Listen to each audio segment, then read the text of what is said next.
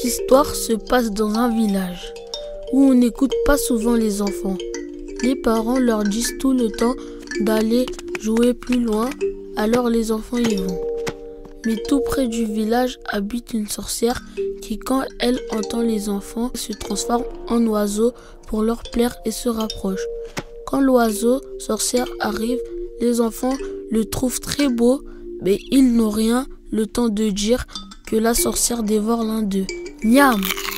Les autres enfants se sauvent et l'un d'eux essaie de prévenir ses parents, mais comme d'habitude, les parents n'écoutent rien. Bientôt, les jeux reprennent en dehors du village. Et bien sûr, la sorcière revient. Encore une fois, elle dévore un des enfants. Encore une fois, les enfants se sauvent.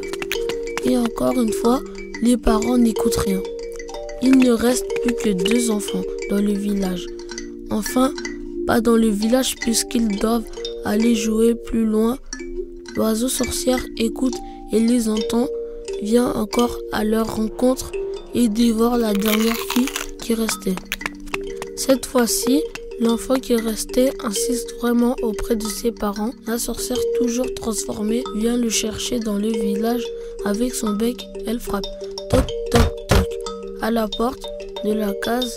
Alors le père comprend et dit: Mon enfant, tu avais raison. Cette sorcière, nous la connaissons. Et je sais comment lui donner une leçon.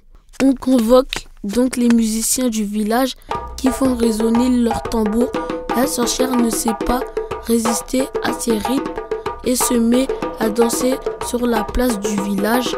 Elle danse tant que la musique s'empare d'elle et tout à coup, libérant les enfants prisonniers, elle éclate. La richesse du village est de retour et la sorcière a disparu.